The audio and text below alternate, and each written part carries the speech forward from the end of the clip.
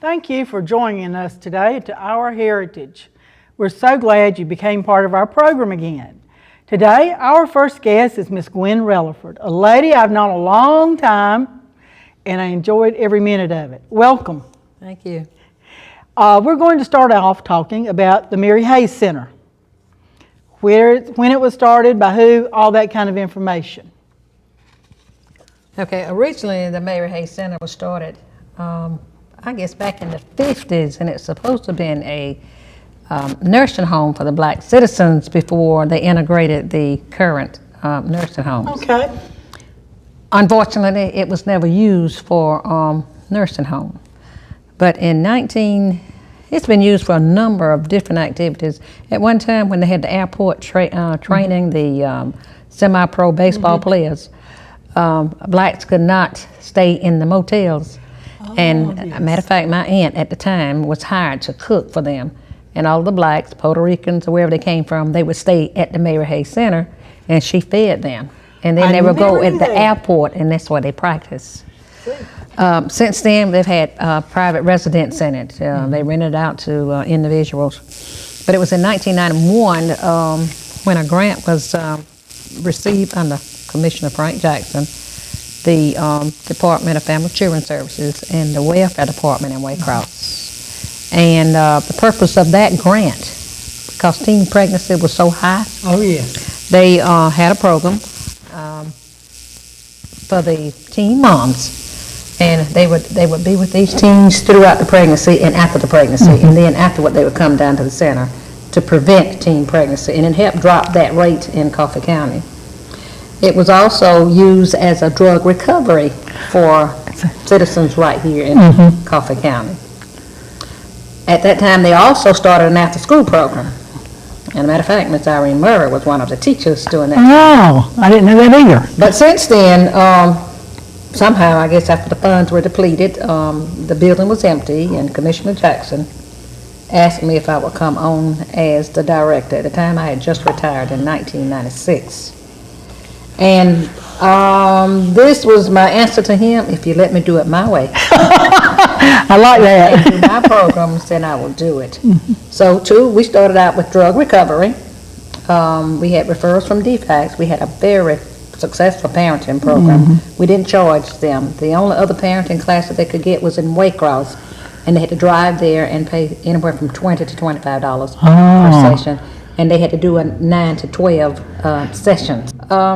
That could get expensive. Exactly, definitely for them, because a lot of them weren't even working, and then those that were working, they had to get off from work to go to Waycross. They had to lose work hours to go. And they were trying to keep their children, get them out of foster care.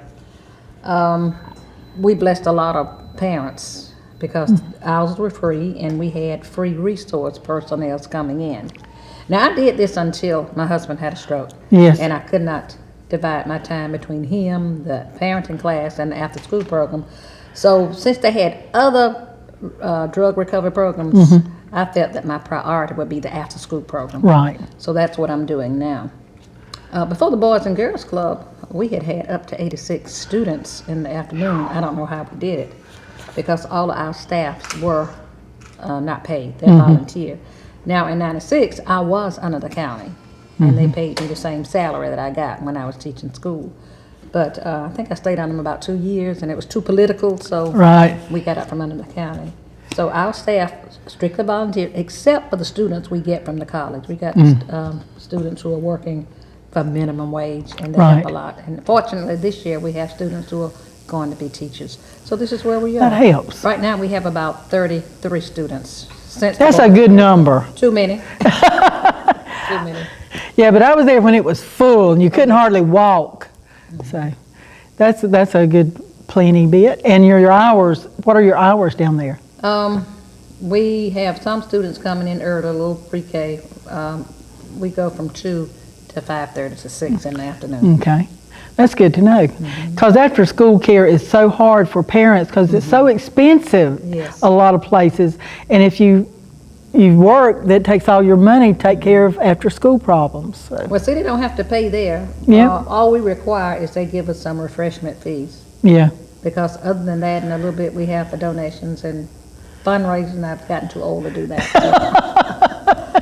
We used to do yard sales and Right, right. A lot of time you don't make what you put into it. So It's not worth the effort. we have a few churches that will give us a donation each month. Thank God for that. Yes, yes. And the parents pay a minimum fee for refreshments. That's not bad. That's a good choice. That's a good choice.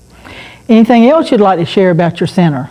Well, we do more than just helping with homework. And I found, I taught 32 years. I don't know how many you taught. 31. Oh, you didn't know how to count either. I didn't either. But what we try to do is not just deal with them academically, because we find a lot of children are hurting, not just in the schools, but at home and in the community. Right. And we have even gotten referrals from DFACS and from the school system, and we have children who have educational problems or other problems. So we have pre-K through middle school, and we're Monday to Thursday. And we help students with the homework. We don't do one-on-one tutoring because we don't always have the help. But we try to get them prepared for this state test. And Right. now I don't remember the new name of the new test. For years it was the CRCT. Yeah. And we give them test-taking skills. Good. We try to help them with math. Math has changed so much. A lot of times, I'm so glad I'm not taking math. I have college students who cannot help these students with the math because they do estimating and rounding off, and that's not the way we were taught. No. We were taught 1 + 1 = 2, or 4 divided by 2 equals Two. 2. But now you got to round off, and the answer they get is totally different from what we get. So the kids said, we can't do it that way. The teacher told us that's not the way we do it. So we use other students to help these students get their homework. On Tuesdays, we have a Bible-based session. We have a volunteer from the First Baptist Church every Tuesday. And we deal with social issues, biblical issues. We definitely biblical. They learn Right. the 10 Commandments. They All learn right. disciples and all kinds of things. We still do drug prevention with our kids, but not like we did with the adults. And we do arts. Matter of fact, every year, my kids are featured guests at the Martin Luther King program. We do a fantastic skit every year, and then we do activities in the center. We do etiquette. We teach them how to sit up straight in the chair and how to eat and use the table and the napkin. We do all of that. So we try to help them become well-rounded students. That is a great service that you do, because so many kids, parents, I know even I did when my son was small. It seemed like you don't have enough time to do everything you need to do, and if there's only one of you, it makes it harder. So they need that extra little oomph from somebody that cares about them. Another good thing about the center is every day they come in, I always ask them, did anybody have any problems? We do anti-bullying. Oh, good. Our kids can't stand for you to touch them like that without getting ready to fight, and we try to let them know that as long as it's not hurting you, then you shouldn't be so quick to Jump. think you're gonna get into a fight. And we try to teach them that one thing they'll tell you, I was taught that if someone bothers me and I tell the teacher and the teacher doesn't do anything about it and they bother me again, then I need to get them back.